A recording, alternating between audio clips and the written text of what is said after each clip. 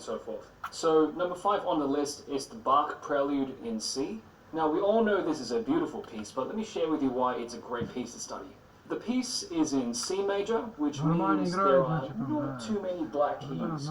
It does change keys every now and then, so there are a couple of sharps and flats. But basically from the start to the end, most of it are white keys. Блин, ну как-то знает он себя, просто тебе говорю тогда. Piece to learn for a beginner. It's also filled with repeating patterns, so if you looked on the score there, Наоборот, значит.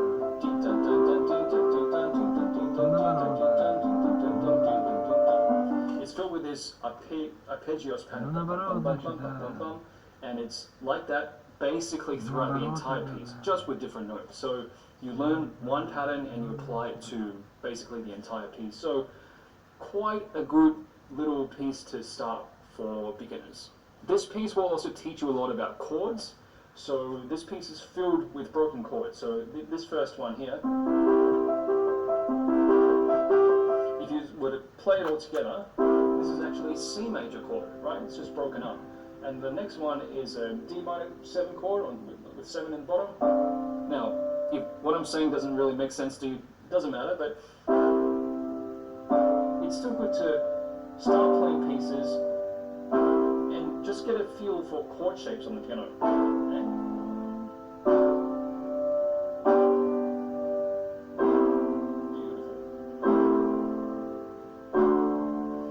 So great for learning chords, the Bach Prelude in C. Okay, moving on to number 4 on our list. Number 4 is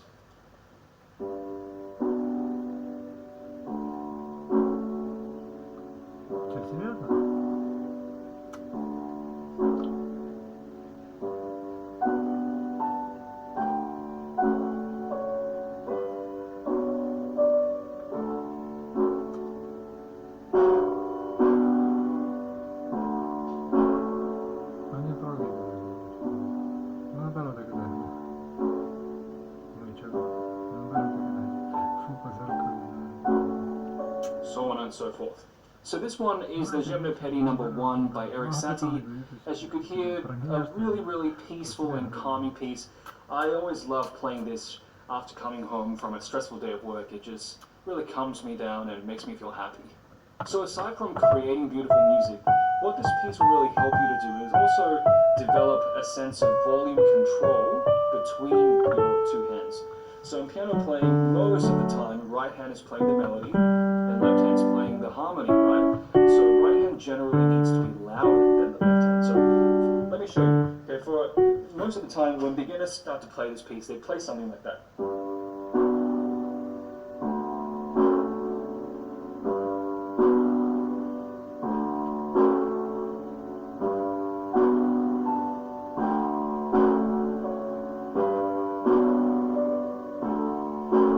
So how did that sound to you? Hopefully you can pick up that the first time of playing in this video was a bit better than the second time. And that's because in the second time of playing, the right hand and left hand was playing at the same volume, which is not effective for this piece, right? If we play them at the same volume, the left hand sort of covers up the right hand.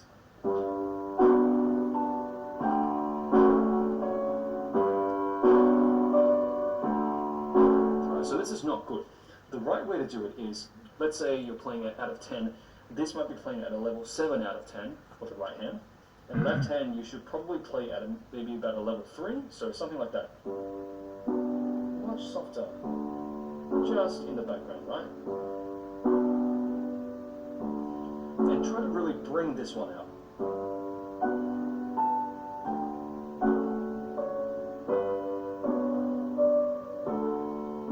Did you hear that? So a lot nicer control there, a lot nicer balance there.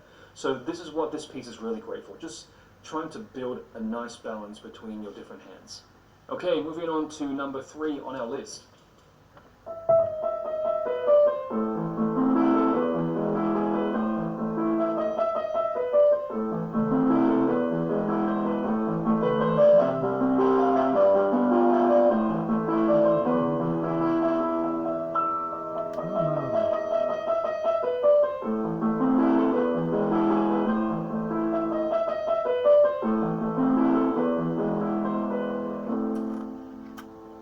So we all know this one. This is Fur Elise by Beethoven. Now, what is this piece good for? I think the Fur Elise is really good for legato playing. Now, what's legato? L-E-G-A-T-O. Legato playing means smooth playing, which means connecting each note to the next note. So, for example, this is legato. This next one is not legato. So as a beginner pianist, one of the things that is really important to develop is a really good legato playing, right? So how to join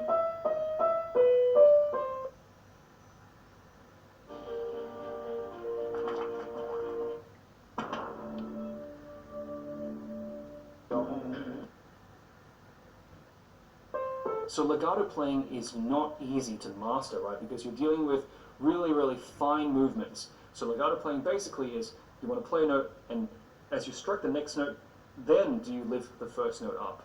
And you're dealing with this sort of millisecond fine tuning. So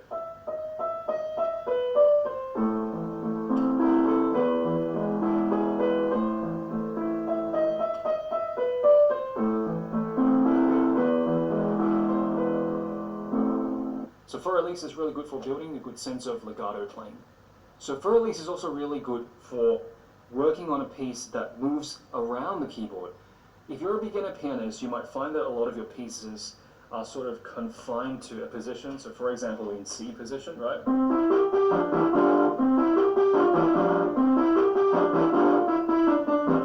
Something like that. And Fur Elise is really good for just basically widening your range, right? Giving you something to work on that widens your range. So for example,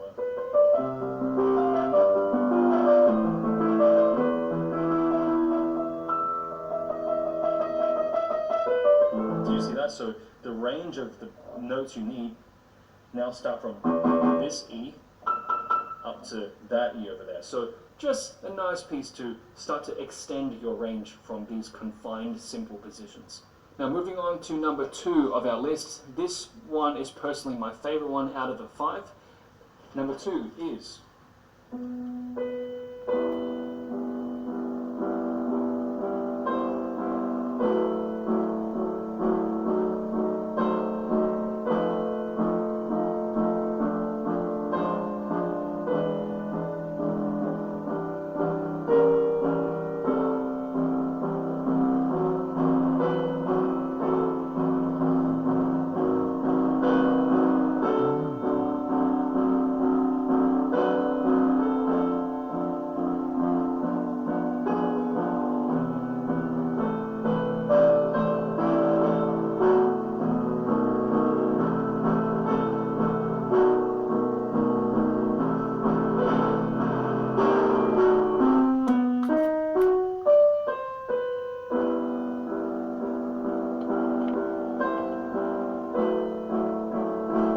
so on and so forth. So number 2 on the list is the Chopin Prelude number 4 in E minor.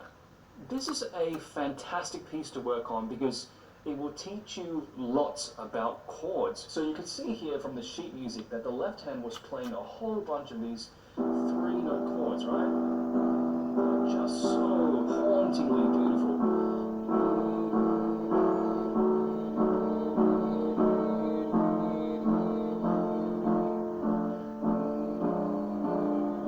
So it's really great for the left hand to learn these chord shapes. Now, one of the challenging things about this piece is because the left hand is playing all these 3-note chords and the right hand is playing just a single note melody, it can be hard to balance the volume of your hands. Just like the gymnopédie example that was mentioned before in the video, right? So most beginners might start to play something like that.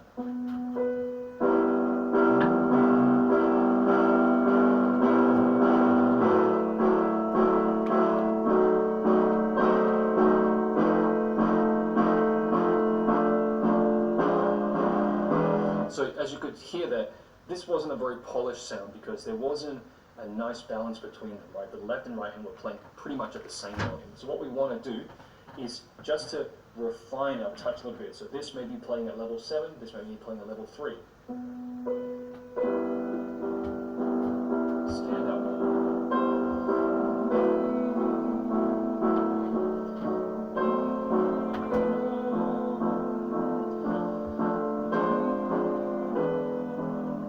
so on and so forth. And moving now to number one. Number one is this piece.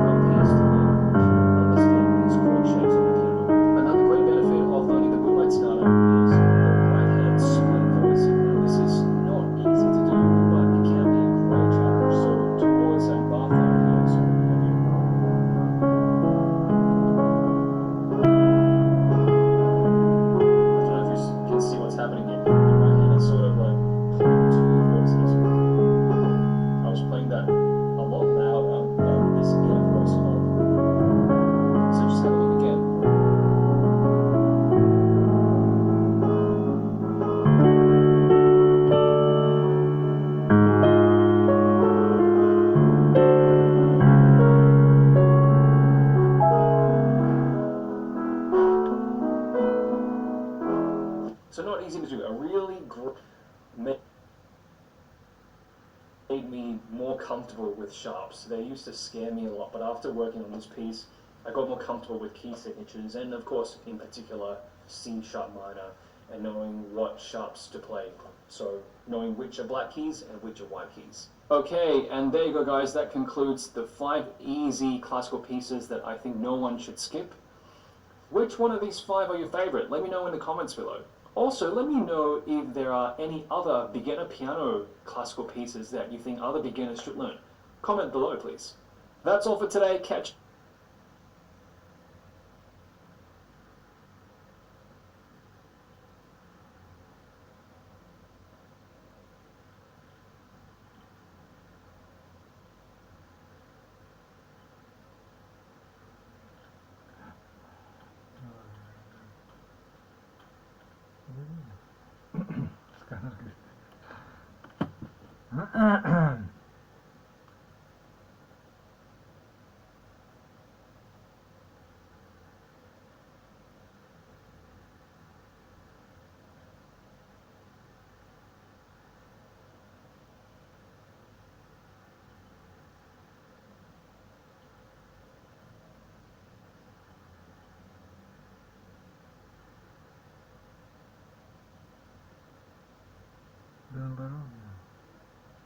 Да наоборот.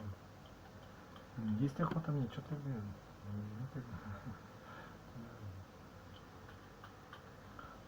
Чего время идет, сидишь, наверное.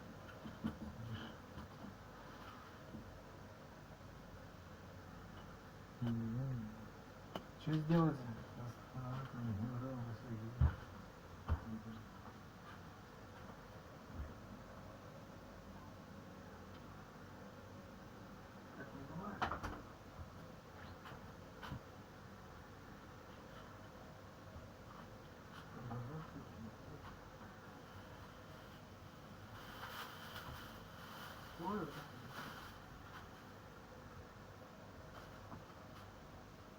Ну да. Ты надрывался, ты надрывался. Так это что тебе? Нет, надо другое делать. Да. Нет, психическое напряжение, оно тоже есть умственное. Понимаешь, как его снимать? Первый вариант, ну нажрись водки, блин, да. Второй вариант, ну расслабься как-нибудь, не знаю, на рыбалку съезди. Третий вариант, ну просто отвлекись, блин. Да. Ну там, не знаю, что-нибудь, да. Четвертый, да. Еще есть один вариант, когда ты распаешься сам, типа, да. Когда ты думаешь другие мысли, там, да, идешь как бы, да. Самомотивация еще вариант, но это тоже, да. Да, зачем оно тебе надо, когда ты, да, типа того, да. Тебе что вообще надо, тоже, кстати, хороший вариант. Да. Оно того стоит или нет? Как ты из этого будешь убираться потом? Вот еще, кстати, это очень... У меня, кстати, знаешь, что это, ну да, понимаю, да. Но это все как бы последствия, это все уже там, да, черепашка. Так, что, наоборот, да. Я просто к чему говорю-то? Да. Самомотив, да. Ну смотри, ты умрешь, что оставился от тебя, да. Ну хорошо, не мотивируешься. Что тебе надо утащить, да. Чтобы не стыдно было, ну тоже от негатива тоже, да. Тоже не то, да. Реально что-то, да. Чтобы амбиция там была.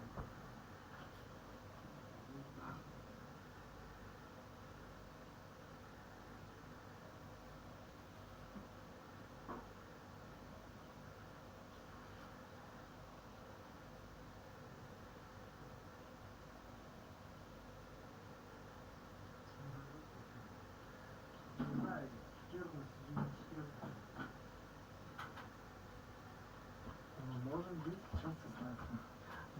Тараканы есть.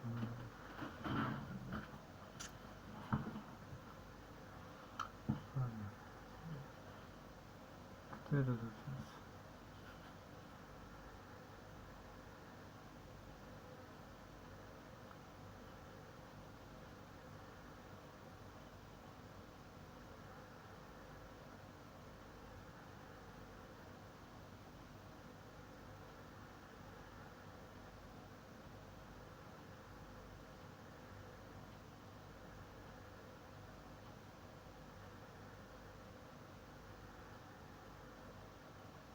I got an email from this company called Unison, and they were like, "Yo, check out this MIDI chord pack." I said, "Nah, I don't use chord packs. I don't use MIDI chord packs because I put together my own chords." They're like, "Yo, just check it out. Trust me." And I checked it out, and I was like, "Yo, what? They got chords for every single key that you can have: C, C sharp, D sharp, E." And so on, like your triads, your chord progressions. It's pretty insane what they put together here. All you have to do is bring up a synth, drag the progression in, import tempo, and now we have a chord progression to work with.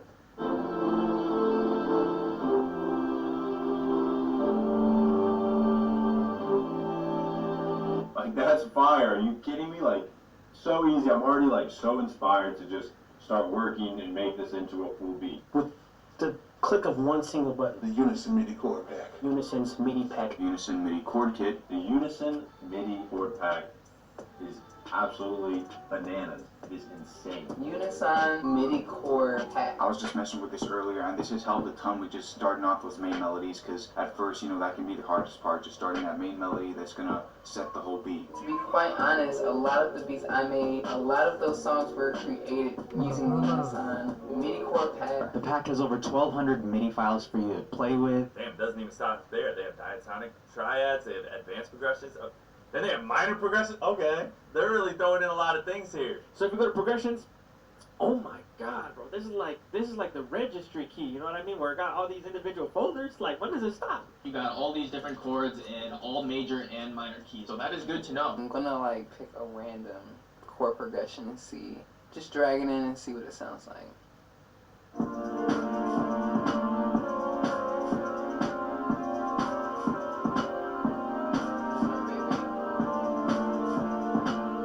How easy the Unison MIDI chord pack just makes things, right? You can drag in a progression, drag in an individual chord, make it your own. Yeah, it just makes life so much easier. I made this beat in like 25 minutes. You can get the pack for 60% off right now.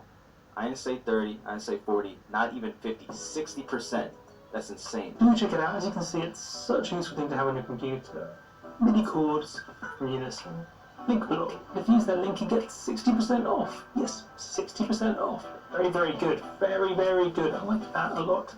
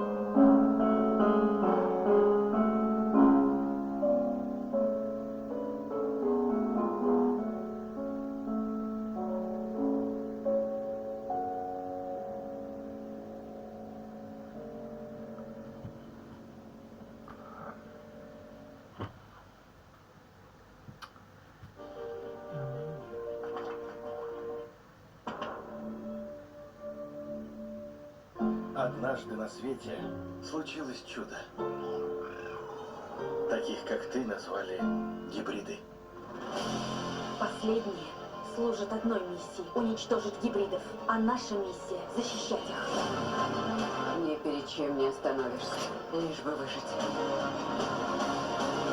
Я не боюсь!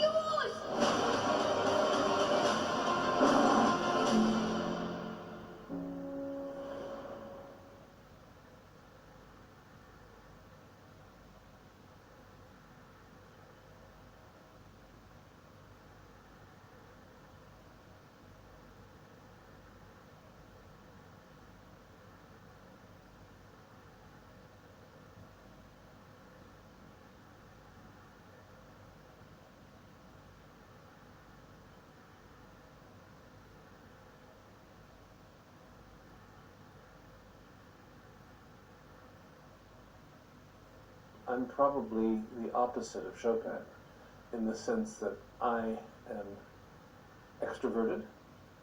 I grew up in the 20th century hearing extroverted people like Rubinstein play Chopin so beautifully. So my first model of Chopin was hearing him do it at Carnegie Hall, which is not exactly intimate, and yet I had a very intimate experience, which is part of the miracle of art and music, that you can actually have a deep, personal, intimate experience with a person you don't know with 2,700 people at the same time.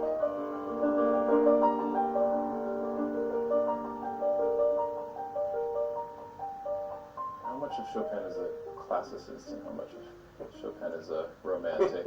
Is it 50-50? Does it depend on your mood, which day? It depends on the piece. I think the answer to your question is he a classicist or romanticist? The answer is yes, of course. Both, yes. Absolutely. Can you give an example of more classical Chopin? Sometimes it's quite clear. I mean, if you take the second scherzo with its cut and dried Beethovenian phrases,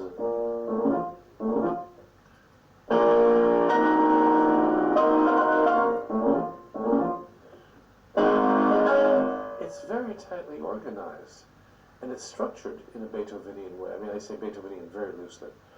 But there are other pieces which are completely even bizarre, like the second prelude. That's not classical or romantic. That's practically Bartok.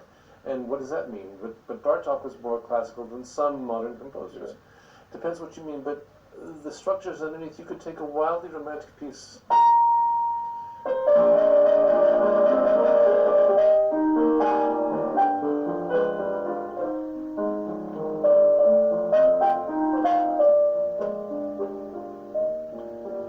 You don't hear all the Bach in there, do you?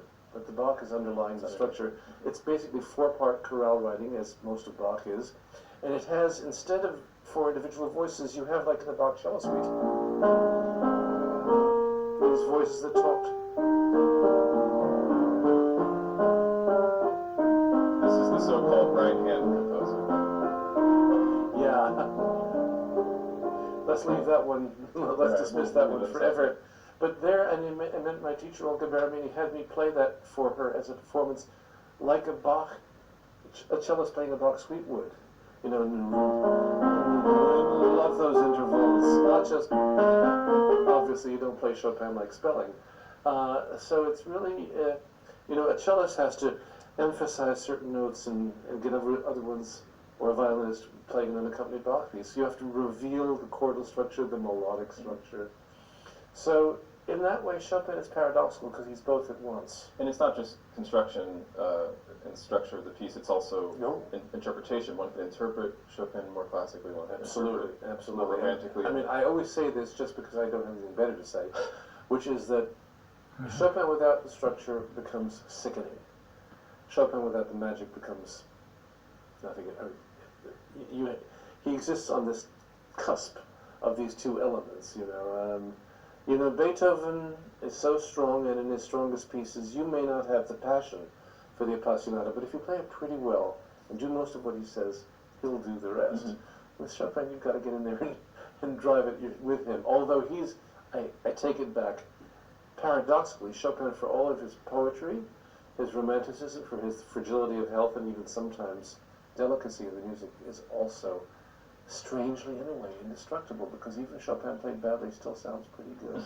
It still sounds kind of nice if you don't listen too hard. So that's why being a juror at the Chopin competition isn't so hard. It's still, even if it's not the No, best and performance. also the way that competitions are done these days, and the Chopin competition being so subscribed, I don't know how many hundreds, maybe it was even close to 1,000 people that applied, and 150 come to Warsaw this spring before the competition for the preliminary round, just to even get into the competition. It actually gave me a very positive feeling that 80 young people could actually come to Warsaw and be accepted in this great competition and actually play Chopin, all of them decently with a great range of skill and reasonable style, even if there were many that were merely very good, and I might not buy a ticket especially to hear on a certain high artistic level. But then again, I'm thinking of people I've heard and I like Rubinstein and Horowitz and so on. Well, I'm a little bit spoiled. There's a wonderful quote from Oscar Wilde that I'm not sure if you know, you probably do. After playing Chopin, he said, "I feel as if I've been weeping over sins that I have never committed and mourning over tragedies that were not my own." I love the quote by itself, but it also speaks to something intimate and private in Chopin. What is it like performing this intimate, private, often tragic and personal music in public in front of thousands of people? Do you ever feel a tension, almost a voyeurism is at work, or do you change your style in those moments when you're playing outwardly for so many people? No, I don't. I'm probably the opposite of Chopin in the sense that I am extroverted. I grew up in the 20th century hearing extroverted people like Rubinstein play Chopin so beautifully. So my first model of Chopin was hearing him do it at Carnegie Hall, which is not exactly intimate, and yet I had a very intimate experience, which is part of the miracle of art and music, that you can actually have a deep, personal, intimate experience with a person you don't know with 2,700 people at the same time. I mean, very often Chopin does not address the multitudes. Sometimes he does, though. I mean, I think the biggest multitude piece is the F minor Fantasy. I feel that's almost Lisztian in the sense, I mean, that's oration to the